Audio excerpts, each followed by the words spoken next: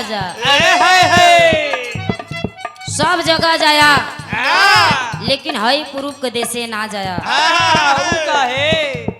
दुल्हन कहे का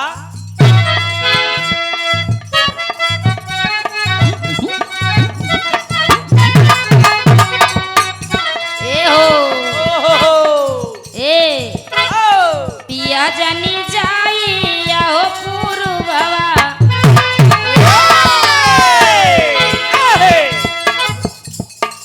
देखा जब ये गावत रहे तो हमें नहीं और लखत रहे और जब हम गावत तो मोबाइलिया में का कोचे पड़ा हवा नहीं देखा एम कोनो सुनई और सहाय वाली बात नहीं है।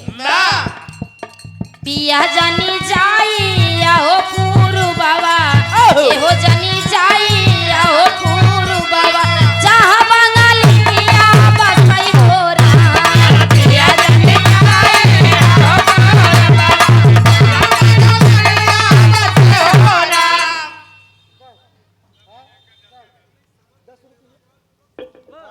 ए दे दे हम बोल देते दे दे का नमो है दे दे बेचारू चखना दे दे। शहर दे देता है बोला नमो ए चाचा नमो बोला आ बब्बन बम्बा मिस्त्री ढेर सारा मैं पुरस्कार आशीर्वाद की चाहबा चला चला कहे पिया जानी जाई हो पूर्ववा जहाँ बंगाली पिया बसई हो रहा पिया जानी जाई हो पूर्ववा जहाँ बंगाली पिया बसई हो रहा पिया जानी जाई हो पूर्ववा जहाँ बंगाली पिया बसई हो रहा। दुल्हनिया बड़ी मन चली रही तू कहे राजा अगर तू पुरुष के देश से चला जाबा तो वहाँ के सुनी तो बड़ी सवती है अगर सवत के लगे चला जाबा कहा थे न मेहरारू जवन होतीन काठे सवत नहीं बर्दाश्त करती। चाहे अगर ओकर लकड़ी बनाए के जाए देवे ओकर तोड़ मरोड़ के फेंक देंगे जान लिया कोशिश भी ना की है। भले पांडे किए रहा है तू अपन बीती बात बतावा था लइका कहा था गोरी तोरी समारी हो सूरतिया गोरी तोरी सवारी हो सूरतिया जाए ना पूर्ववा देही हो रहा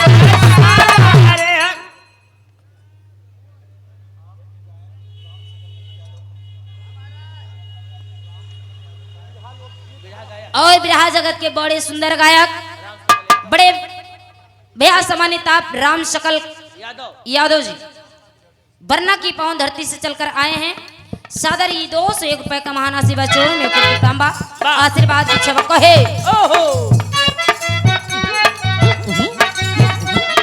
गोरी तोरी सवारी।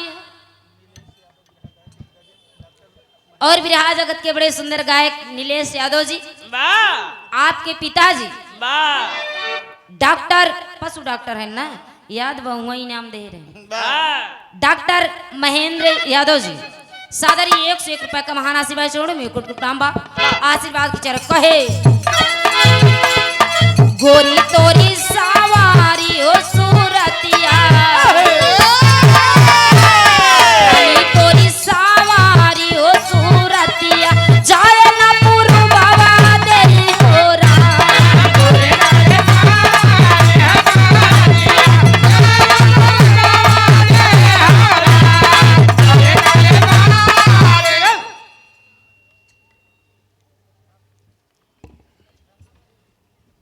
और बड़े भैया सम्मानित आप जो किट्टी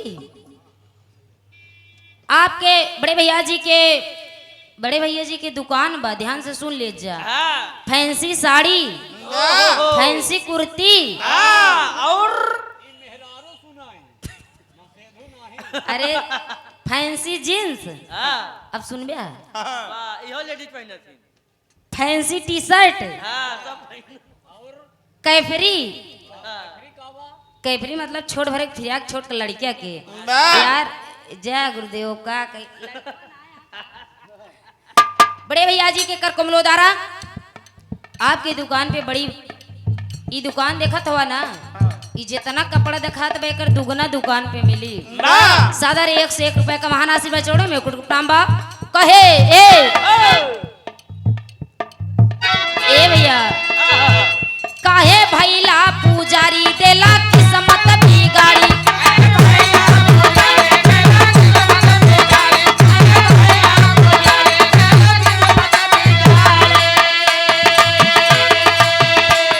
पहले के जमाना में संत महात्मा हरे अगर साधु रूप रख ले तो उनका दुनियादारी से नहीं मतलब रहा, लेकिन अब के संत महात्मा काहे भैला पुजारी देला किस्मत बिगाड़ी।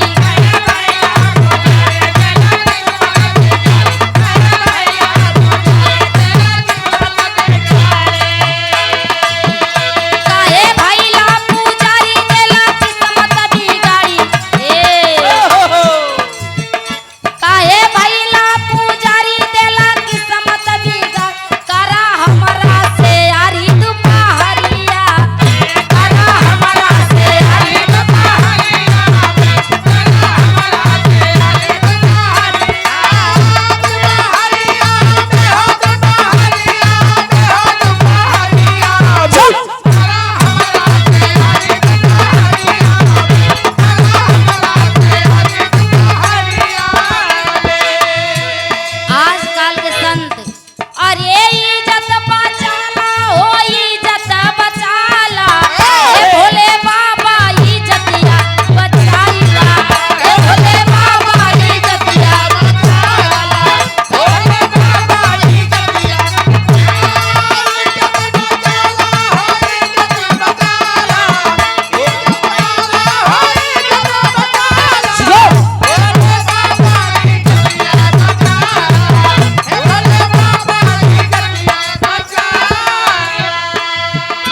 ए राकेश जी ए कटिंग सड़िया ले बराजा जाना की ना, कटिंग सड़िया ले बराजा जाना की ना, कटिंग सड़िया ले बराजा जाना की ना, कटिंग सड़िया ले बराजा जाना की ना, कटिंग सड़िया ले बराजा जाना की ना, कटिंग सड़िया ले बराजा जाना की ना। तब ये नहीं जैसे एकदम कंजूस आदमी रहे तू कहे पगल हो तू साड़ी के बात करत हूँ। और शांति पटेल हॉस्पिटल पता बीर भानपुर सिकंदरापुर पुल रोड प्रयागराज। बड़े भैया जी के कर कमलों द्वारा डॉक्टर साहब जी के द्वारा इस सादर 201 रुपए का महान आशीर्वाद चरणों में कोट कर प्रणाम बा। आशीर्वाद की चार कहे जब तू ही रनिया काटिंग सड़िया लेबू, जब तू ही रनिया काटिंग सड़िया लेबू,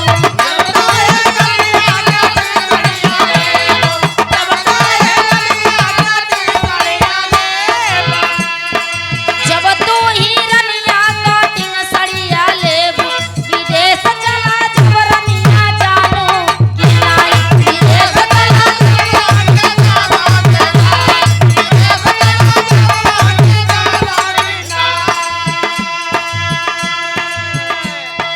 कवनो उपैया बताऊ तुमोरी नना दो, कवनो उपैया बताऊ तुमोरी नना दो, कवनो उपैया बताऊ तुमोरी नना दो,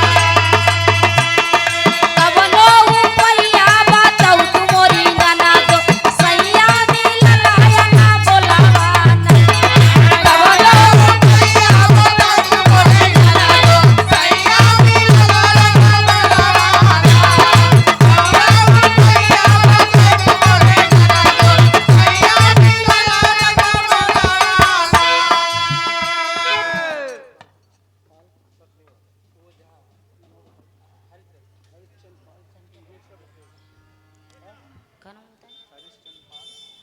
और सम्मानित आप श्री हरिश्चंद्र पाल जी शटरिंग वाले जी सादर 51 रुपए का महान आशीर्वाद की चाह बा। देखा पहले के जमाना में अब के जमाना में बड़ी अंतर बा। पहले के जमाना में अगर काका दादा हरे प्रेम और प्यार कर रहे हैं हाँ। तो बड़ा हिसाब किताब से करें। ओहो। अगर जैसे उन्हें कॉल मिले के बा हाँ। कोनो बात करे के बा हाँ। तो कहूँ पेड़े के तरे निशान लगाए दे कि हमके यही जगह आवे के बा। हाँ। लेकिन आजकल के प्यार हाँ। हेलो आजकल के प्यार अगर 2 दिन का लड़की से बतलाई लिए तीसरे दिन पूरा पोल बताई दिए घूम घूम के कबे तई हमरे वाले के देखे रहे है हमार वाली इतना नीक रही अपने वाले के दिखाई दे नहीं तोरी मम्मी से बताई दे। अरे तनिका गौर से देखा तनिका गौर से देखा बदल गई स्टाइल रे दैया स्टाइल रे दैया बेलना पकड़ाई वाली हाथन में मोबाइल रे दैया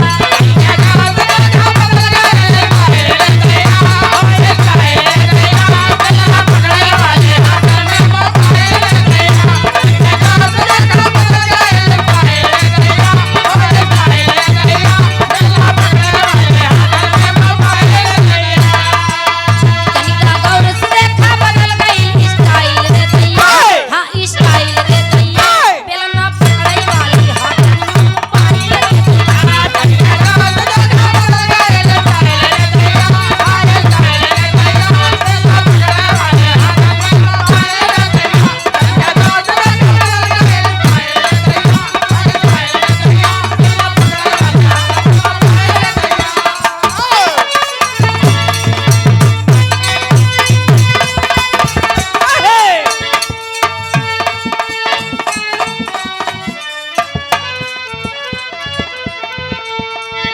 हो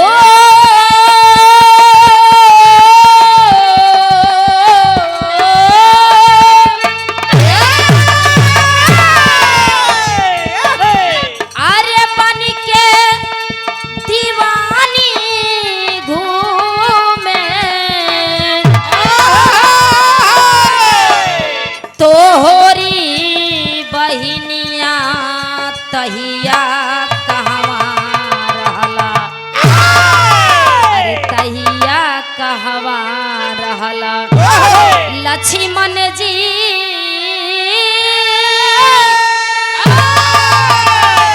कटले ना कौर कान तहिया कहवा रहला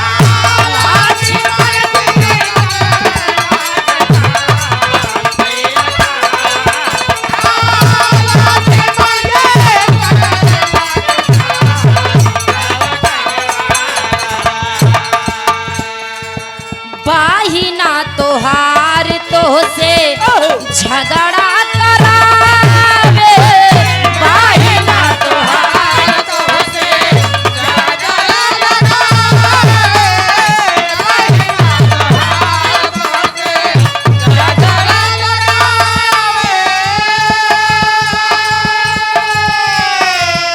कि हम भैया के ना कहते ही रामायण के बात यह रावण की पत्नी मंदोदरी अपने पति रावण से कहे कहीं कि वह दिन कहाँ रहा जब तोहार बहन वन में घूम घूम के मन से धू बेरावत रही बहिना तोहार बहिना तोहार बहिना तोहार तो से झगड़ा लगावे घूमी घूमी जंगलावा में लड़का बेरावई हो लड़का बेरावई घूमी घूमी जंगलावा में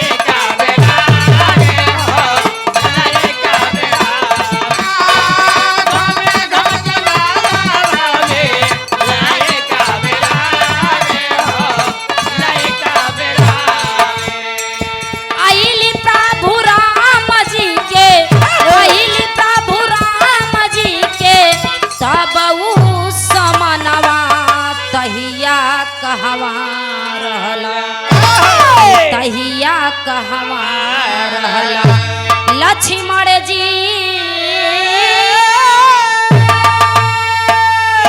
कटले ना कौर कहान तहिया कहवा रहला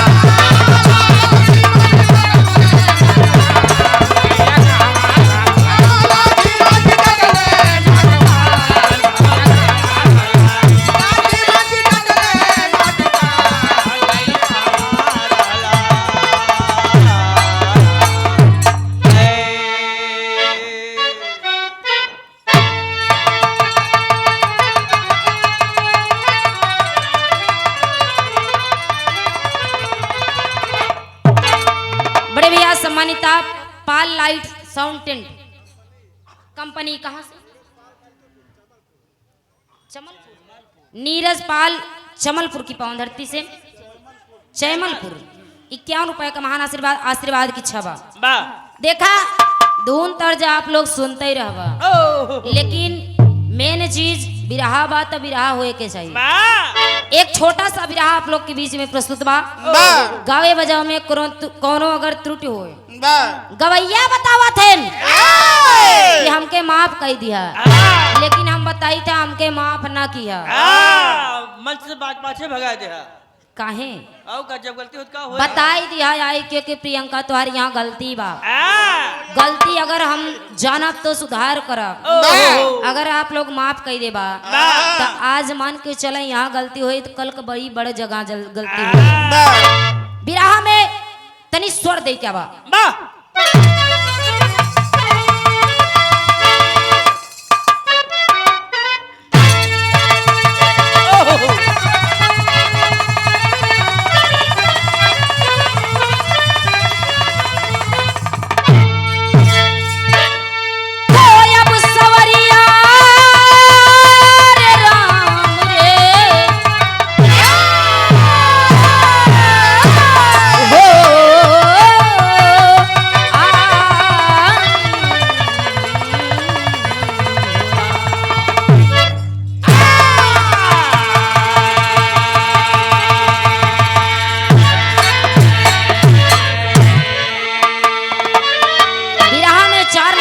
हमारे कवि जी सम्मानित आप श्री राम कुमार कवि जी बड़ी मार्मिक लाइन लिखते हैं। क्या क्या तो कर्म ऐसा बना जो विधाता लिखा, वो तो कटता नहीं चाहे सच्चा पुजारी। ये समाज जलती बुझती है सबके लिए, चाहे धनवान हो चाहे कोई भिखारी। साथी भावर का कैसा करिश्मा बना, अरे बीच माड़ों में बैठी है बनी के मजारी।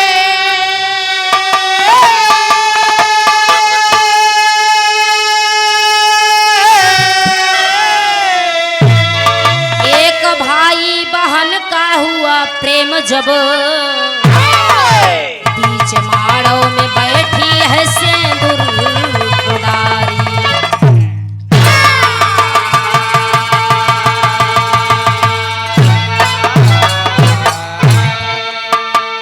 तो कर्म ऐसा बना जो है सच्चा पुजारी, ये समाज जलती बुझती है सबके लिए, चाहे धनवान हो चाहे कोई भिखारी। सात भावर का कैसा करिश्मा बना, बीच माड़ों में बैठी है सिंदूर को डारी। एक भाई बहन का हुआ प्रेम जब, बन के दुल्हन ओ आई है मैं के मजारी। बिरहा में एक लाइन कव्वाली के टुकड़ा बा कैसे।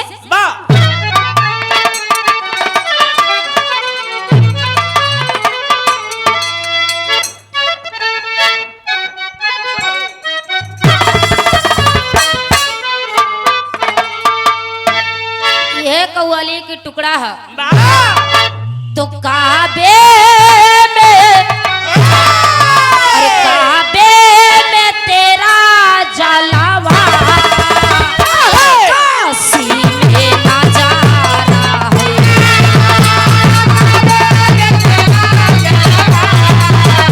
काशी में नजारा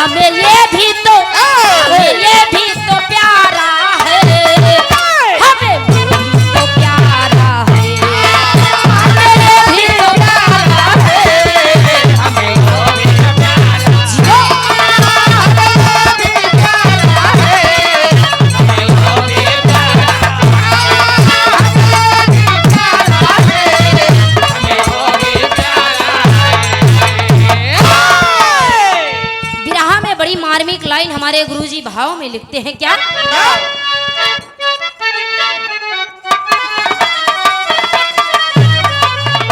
तो क्या नींद में थे ब्रह्मा, लिखे ऐसी कहानी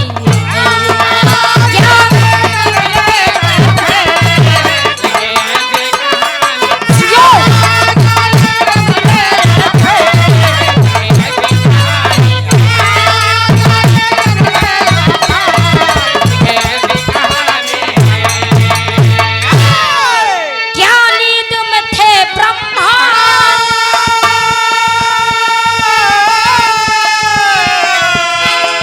लिखे ऐसी कहानी है।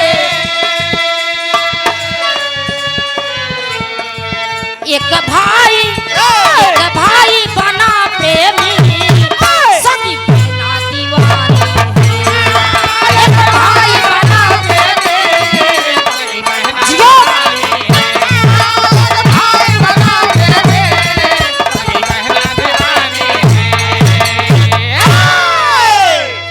क्या नींद में थे ब्रह्मा, लिखे ऐसी कहानी है। एक भाई बना प्रेमी, सगी बहना भी दीवानी है। कहानी के हमरे यहीं से शुरुआत बा नजम के भाव से। कैसे?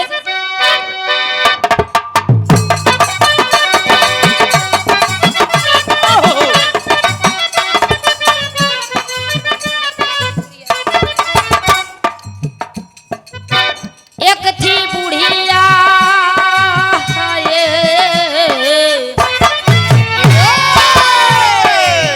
एक थी बुढ़िया रोज वेद शास्त्र पढ़ती थी, बताऊं जोड़ा बने सबसे यही कहती थी।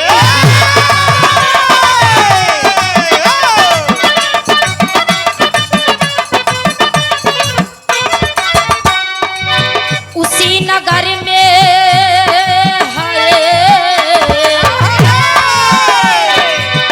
उसी नगर में राजा वीर भान बतलाऊं, उसी नगर में राजा वीर भान बतलाऊं। एक था लड़का लड़की बीच सभा में गाऊं।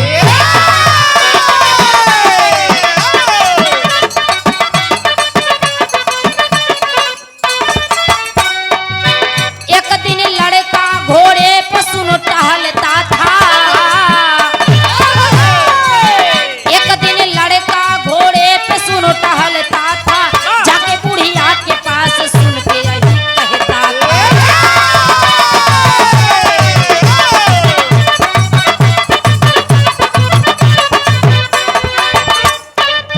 कहा बुढ़िया से मेरी बात एक बता दीजिए, कहा बुढ़िया से मेरी बात एक बता दीजिए, कहा बुढ़िया से मेरी बात एक बता दीजिए। वेद पर देख कर नसीब पर दया कीजिए, वेद पर देख कर नसीब पर दया कीजिए।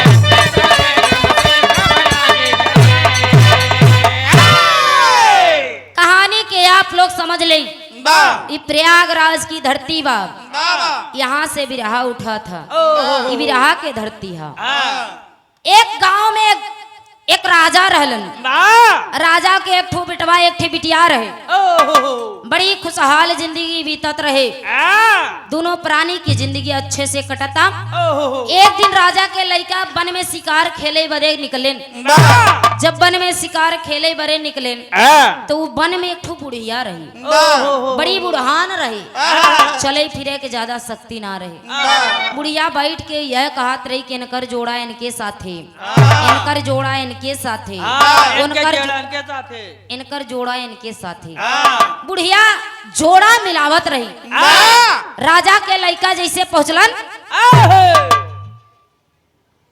और आप हृदय के गार्जियन हमारे चचा सम्मानित आप श्री गुलाब चंद्र मौर्य जी सादर 101 रुपए का महान आशीर्वाद श्रोण में कुट कुट प्रणाम बा आशीर्वाद खिंचा रहे। जाय के राजा के लड़का जब बुढ़िया के पास पहुंचन, जाय के कहन कि ए बुढ़िया, अरे तू का बकत हऊ?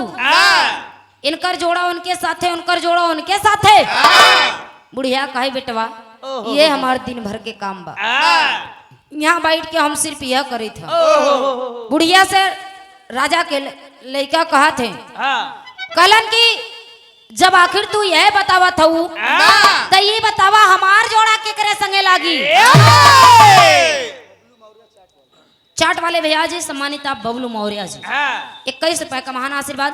कहे कि राजा का लड़का कलन की ए माई, आखिर तू दुनिया के बतावा थऊ, हमके बतावा हमार जोड़ा केकरे साथे लागी।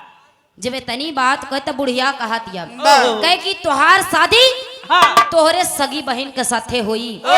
जब तनी बात राजा के लड़का सुनलन, डांट के कलन की रे बुढ़िया, आखिर तू ही का बकत हऊ, तो के कुछ समझ में आवता?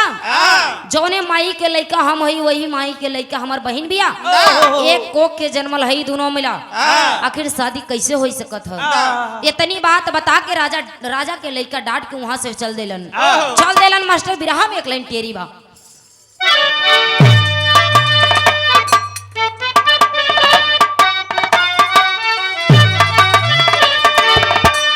अरे बहिनिया संगे घूमी भवरी, अरे बहिनिया रे राम रे, बहिनिया के संग घूमी भवरी, तो होती कर्म मात पर ब्रह्मा कैली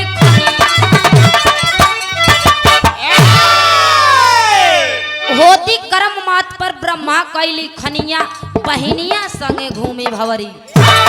बुढ़िया बताई दिलस की देखा तोहार शादी तोहरे बहन के संगे होई। यही से कहा जाता है बाबूजी, अगर मनई के कुछ कहे के बा, मनई से कोनो चीज निपटाई बा तो आदमी निपट सकत है, बतलाई सकत है, बोल सकत है, लेकिन भगवान के दिया हुआ चीज, ये विधाता का लिखा हुआ कभी मिट नहीं सकता। जो विधाता लिख चुके हैं, लिख चुका है कि अगर तोहरे नसीब में करतालाई बा तो करतालाई बजाऊ बा, और सोच ले हम हारमोनियम बजाई दी तोहरे बस की बात नहीं बा। एक जान लिया, विधाता की लेखनी बहुत मजबूत होती है साथियों। विरहा में विदेशिया के भाव से कहे बा, कहानी धीरे धीरे सटीक पड़ता। 500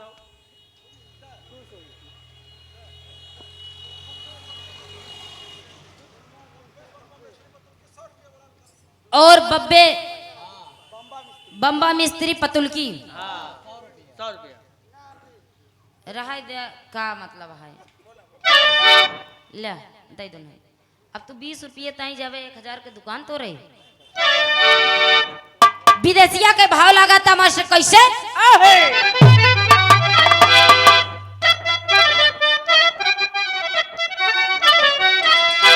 लड़का के दिल में वही एगो बात समाइल गई, एकदम दिल में धस गई वो बात कि मोर शादी मोर बहन के संगे होई। ले बजल दी तो है दुल्हन बनाई, बताई तो से प्यार हो जवा, ले बजल दी तो है दुल्हन बनाई, बताई तो से प्यार हो जवा, ले बजल दी तो है दुल्हन बनाई, बताई तो से प्यार हो जवा। कहन जितना जल्दी हो सके तू अपने माई बाबू से जाई के बताई दा, हम एक राजा के लड़का हई, हमार नाम वीरभान बा, हम एक राजा के लड़का ही, हमके तुझसे बड़ा प्यार हो गया है, हम शादी तो हहीं से करब। अरे बाबूजी चंचला अपने मन में घबराने लगी, कहने लगी कि अरे बाबू आखिर कैसन का होता, हम अपने माई बाबू के लिए खाना लेके जाते ही, आखिर ऐसे काहे करत हुआ। चंचला इतनी बात कही कि अपने माई बाबू से जाके बतावा था। वीरभान अपने माई बाबू से आएगी को बात बताओ का वीरभान सिंह माता पिता से कहाँ लगे समझाई,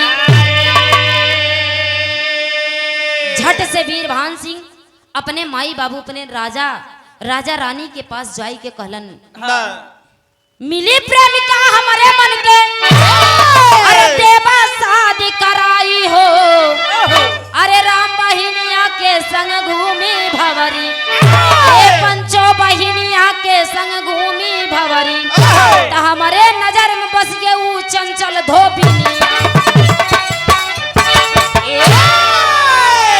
कहन पापा हमार शादी हुई चंचल नाम के एगो लड़की बा धोबिन बिया। हमार शादी वही से करावा, हमार और शादी केहू से हम ना करब। बाबूजी राजा रानी एकदम हैरान हैं। कहलन कहा तू एगो राजा के लड़का, कहा वो धोबिन के बिटिया। लेकिन वीरभान सिंह कहलन की ना पापा, अगर हम शादी करब तो वही जे करब, नहीं तो हम शादी ना करब। ए बाबूजी लड़का के जिद से माई बाबू हार जाते हैं। माई बाबू तैयार हो जाते हैं। इधर चंचला भी अपने आई के वो धोबिन अपने माई बाबू से बतवला एगो लड़का मिला रहे, कहे कि हम राजा के लड़का हई, शादी करब तो वहीं से करब। अरे बाबूजी राजा रानी तैयारी बनाकर चलते हैं धोबिन के पास। अल्लाह के भाव से कहे एक बार बिरहा हमारे एकदम करीबी बा।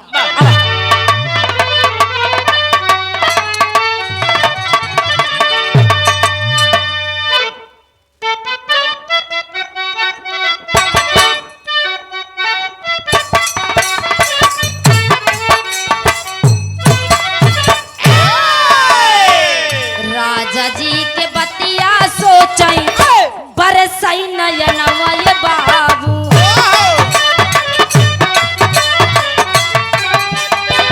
धोबी के दुआरवा राजा गइले सुनाया।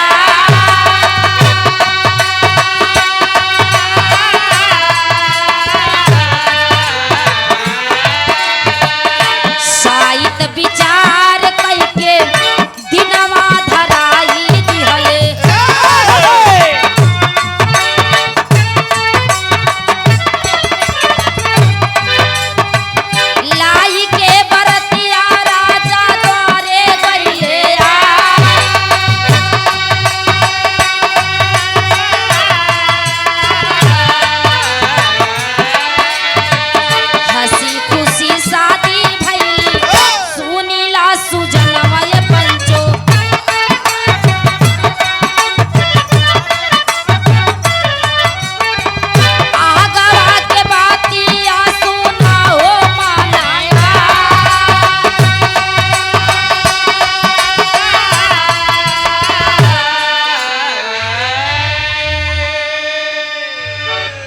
लड़का के बात मान के राजा रानी तैयारी कैलन। कहलन कि आखिर लड़का अगर ना मानी तेकर शादी जरूर बा करे के वही जे। अरे बाबूजी राजा इधर बारात सजवा करके जा करके धोबी के बात करके आते हैं। बारात सजा करके अपने द्वार से लेके धोबिन के द्वार पे गईले।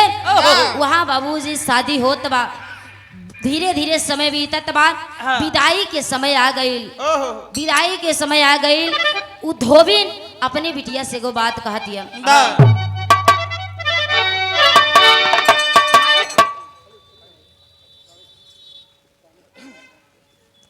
उ धोबिन अपने बिटिया के समझावतिया। कहे कि बिटिया जैसन ई तोहर नैहर के पर्दा पानी हा वैसन सासुर के भी पर्दा पानी होला। यहाँ इज्जत मान सम्मान से रहलू, वही जी इज्जत मान सम्मान से रहू। दोनों कुल के लजिया बचायू मोरी बिटिया। माई समझा बुझा के विदा कर देलन। धीरे धीरे समय बीतत बा और दुल्हन जब ससुराल में पहुंचल, सुहाग रात के दिन बा। दुल्हन सेज पर बैठल बिया। इधर लड़का के ताव चढ़ गई कि वह बुढ़िया काले रही शादी तोरे बहन के संगे होई। याद आ गई ए बाबूजी। जब याद आ गई लड़का करा तका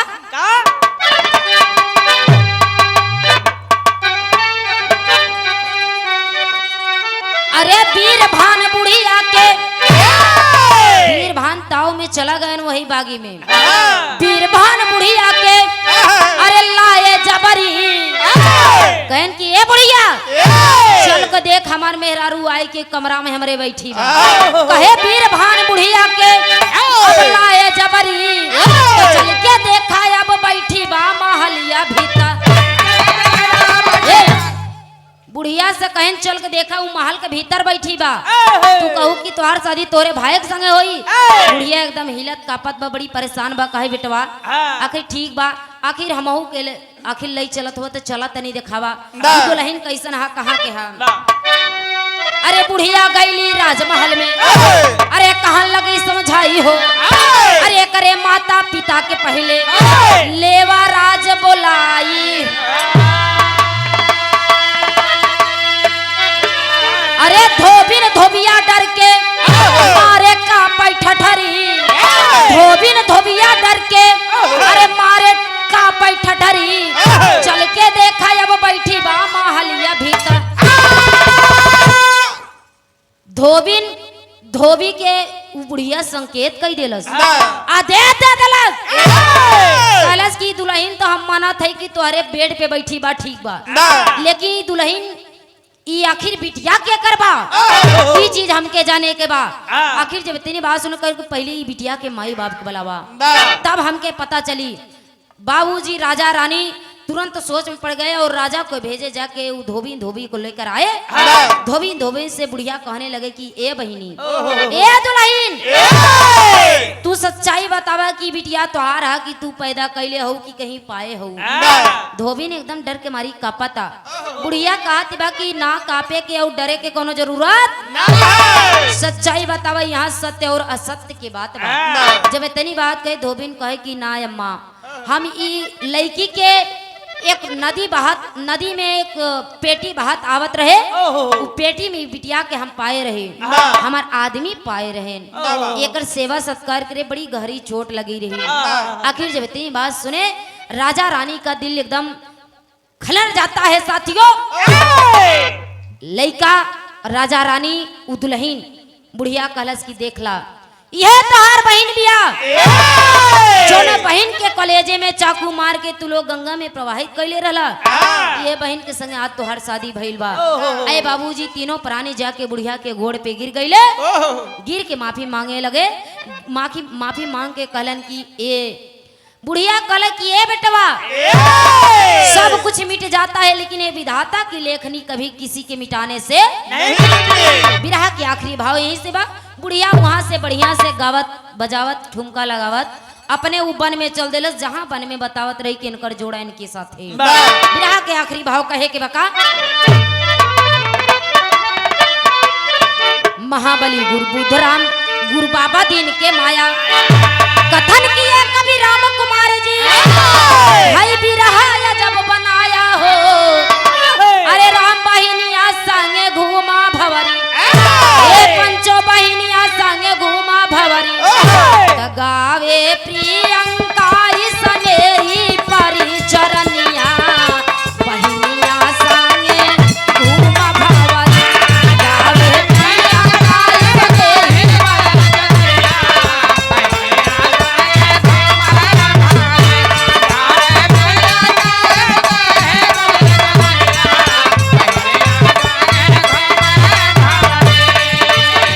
चली जा रही है उम्र धीरे धीरे चली जा रही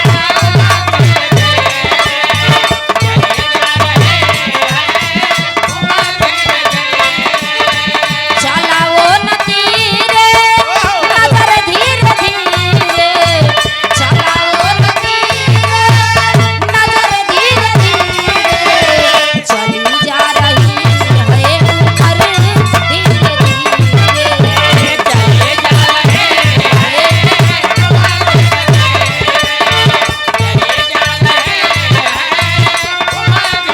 अरे उम्र धीरे धीरे बहुत बहुत धन्यवाद अब भैया से आप लोग आनंद लें।